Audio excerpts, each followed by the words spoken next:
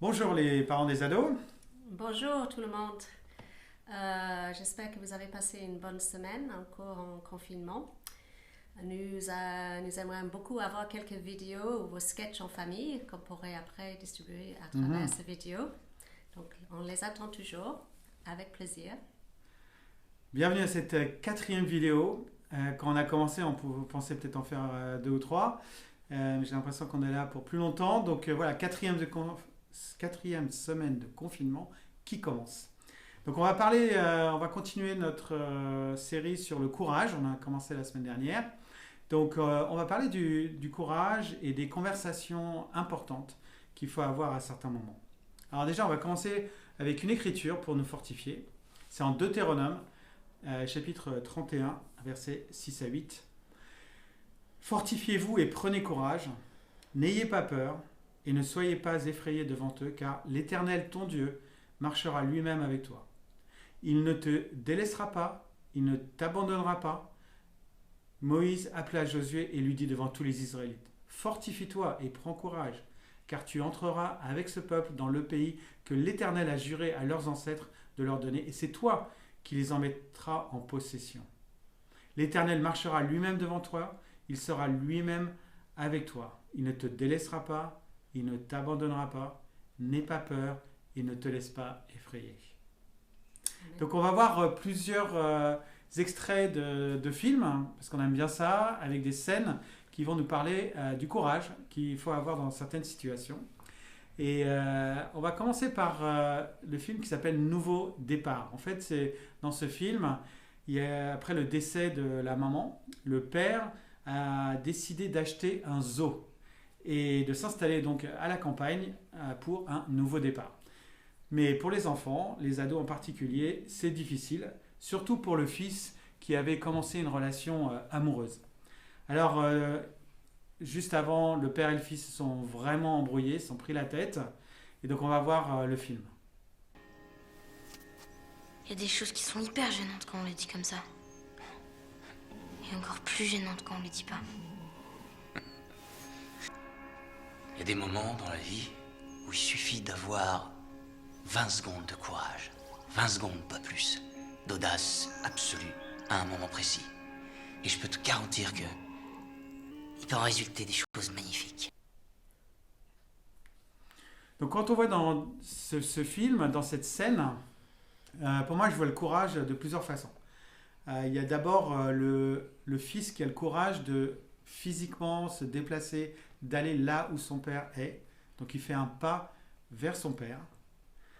Ensuite, on voit que le père, il a le courage de poser une question importante sur la relation que son fils avait avec sa petite amie avant qu'ils doivent déménager.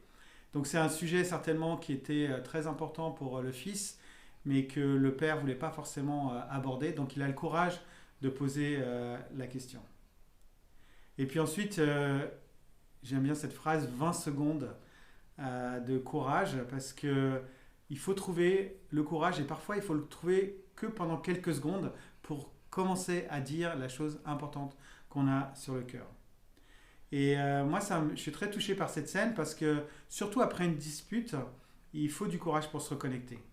Et dans ce cas-là, ben, c'est le fils qui prend l'initiative, mais aussi le père qui prend l'initiative de poser la bonne question. Et parfois, il y a des sujets qu'on doit aborder avec nos ados. Mais moi, je ne sais pas pour vous, mais parfois, moi, je manque de courage pour commencer la discussion. Le plus difficile pour moi, c'est de commencer la discussion. C'est ces 20 secondes pour démarrer. Alors voilà, il y a un passage en Éphésiens qui peut nous rassurer. Pardon, c'est en Matthieu chapitre 10, verset 20.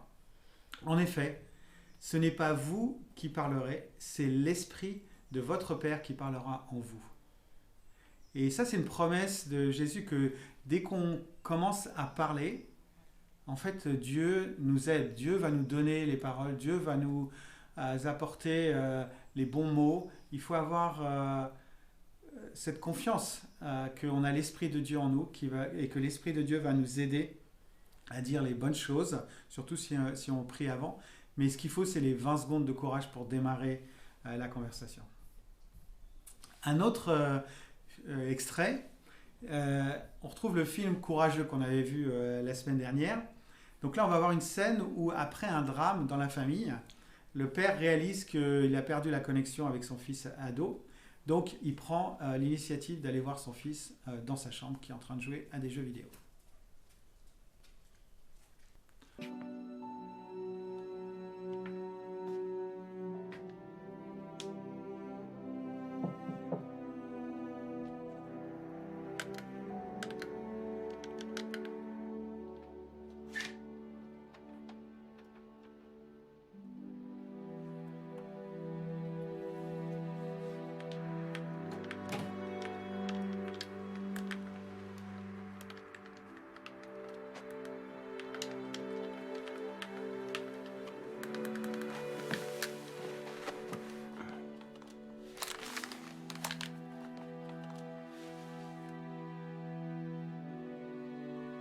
Comment t'es rentré? Je sais ouvrir une porte fermée. Fallait m'appeler. Je voulais savoir comment tu allais.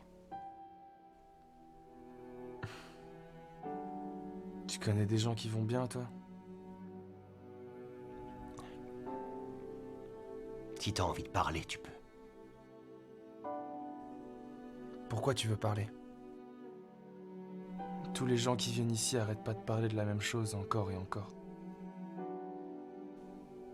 Ils essaient seulement de nous aider. Ça sert à rien.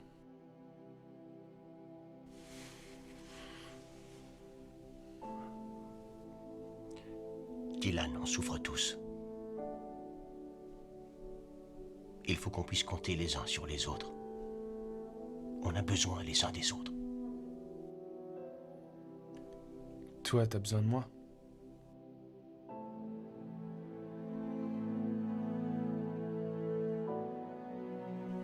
Je peux jouer maintenant?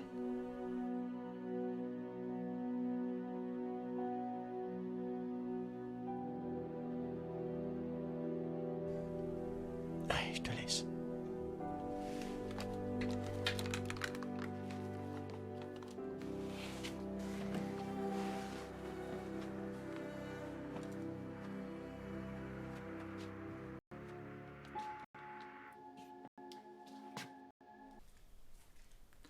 Voilà, donc ce qui me touche dans cette scène, déjà c'est le courage du père de prendre l'initiative, d'aller toquer à la chambre, d'aller ouvrir la porte de la chambre, même si c'était un peu compliqué parce qu'il était enfermé.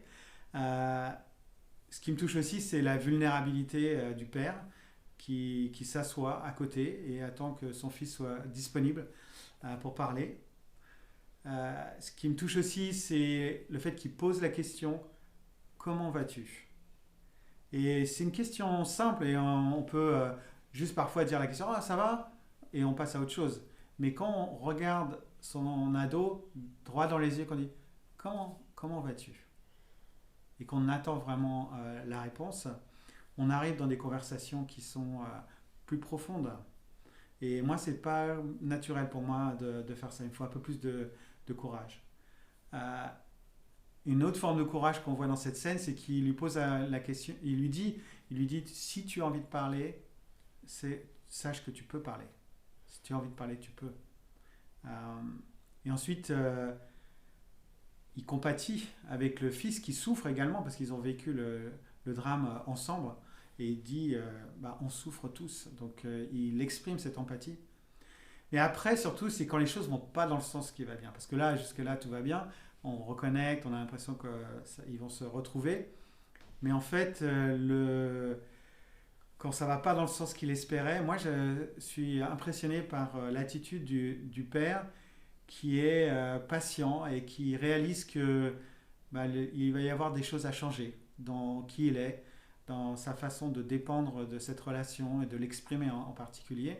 Et du coup, il faut avoir le courage d'être humble, le courage d'être, quand les choses ne se passent pas, de ne pas être défensif, de ne pas justifier, de ne pas insister si ce n'est pas le moment. Et voilà, moi je pensais à ce passage dans Éphésiens, chapitre 4, verset 2, Il dit en toute humilité et douceur, avec patience, supportez-vous les uns les autres dans l'amour. Alors là, on a vu deux exemples de pères avec leur fils. Je vais laisser Emma parler de l'exemple d'une mère avec sa fille. Oui, alors pour ce troisième extrait, c'est une maman avec sa fille ado. Ça vient d'un film qu'on aime beaucoup, qui est un film d'une maman qui est tiré d'une histoire vraie, d'une maman qui a 10 enfants. Donc elle n'est pas toute seule avec un seul enfant, mais elle en a 10. Et le mari est pas très présent, il a quelques problèmes. Et donc dans ce petit extrait, la maman et une de ses filles sont en train de partir. Pour une fois, la maman peut sortir de la maison avec sa fille et c'est pour aller à une rencontre parce que la maman a gagné un prix pour quelque chose qu'elle a écrit. Mais voilà, il se trouve que la voiture n'a pas fonctionné, est tombée en panne et on retrouve la maman avec sa fille au garage où ils doivent s'arrêter. Et voilà le film.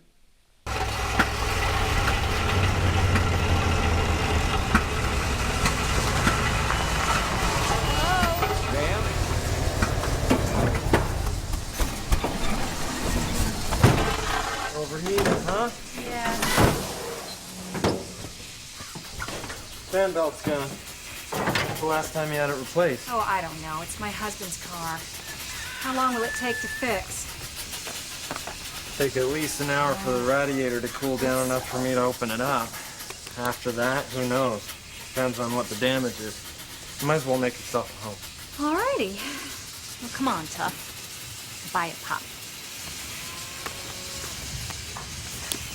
I'll bet Dad knew that fan belt was rotten and didn't replace it on purpose. Oh, honey. Your father's careless, but he's not mean. I'm sure he just didn't bother to check.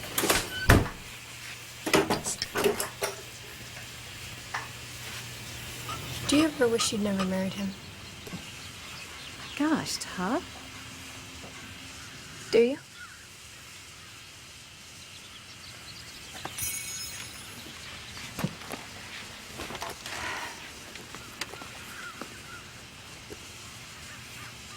You know, I don't have any regrets. Come on, Mom. You've been stuck in the house for 20 years, cooking and cleaning and taking care of a bunch of crappy kids. Don't use that word. Especially in regards to yourself. You could be living in a city, writing for a newspaper, having an interesting life. I do have an interesting life. Your life stinks. Gosh, Mom, just look at today. You finally get a chance to go somewhere and the lousy car breaks down. It's not fair. If I were you, I'd be angry all the time. Well, that wouldn't do me any good now, would it? For gosh sakes, Mom, you're only human. Oh, sweetheart.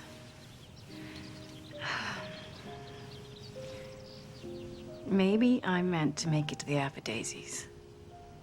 Maybe I'm not. But right now, I'm sitting here in the shade, having a conversation with my wonderfully feisty daughter. And I intend to enjoy this moment to the fullest. And I suggest, for your own well-being, that you do the same.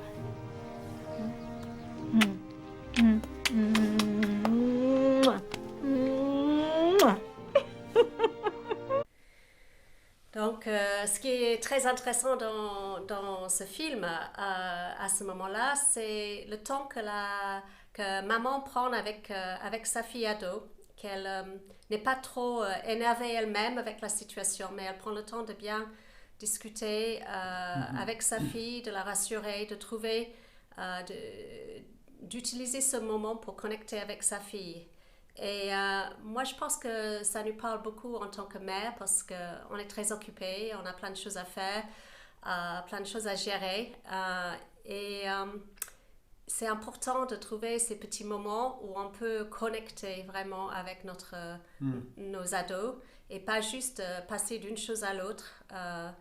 Là, on est en confinement, donc probablement vous passez plus de temps que jamais dans la même maison, le même endroit que votre fille ou vos fils ados.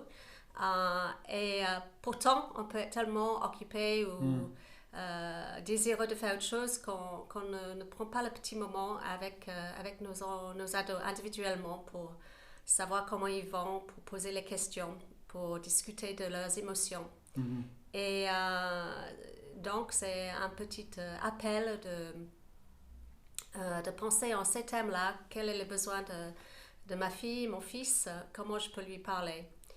Et l'écriture qui m'est venue à l'esprit par rapport à ça, c'est l'écriture en Éphésiens 5, 15 à 16, qui dit « Faites donc bien attention à la façon dont vous vous conduisez. Ne vous comportez pas comme des fous, mais comme des sages. Rachetez le temps, car les jours sont mauvais. » Et en tant que... L'adolescence passe très vite, même si ça nous semble long parfois. Et cette écriture nous appelle à racheter le temps. Et donc, faites attention à comment on se conduit, qu'on n'est pas trop occupé à faire trop de choses pour avoir ces moments de connexion, discussion individuelle avec nos enfants. Amen. Voilà, donc on vous laisse là-dessus pour cette semaine. Et n'hésitez pas à nous envoyer vos idées, vos vidéos, et qu'on puisse s'amuser ensemble. Surtout, c'est les vacances pour certains. Donc voilà. Ouais. En tout cas, on vous souhaite une très bonne semaine. On vous aime. Et allez-y, les parents des ados. Bye. Bye.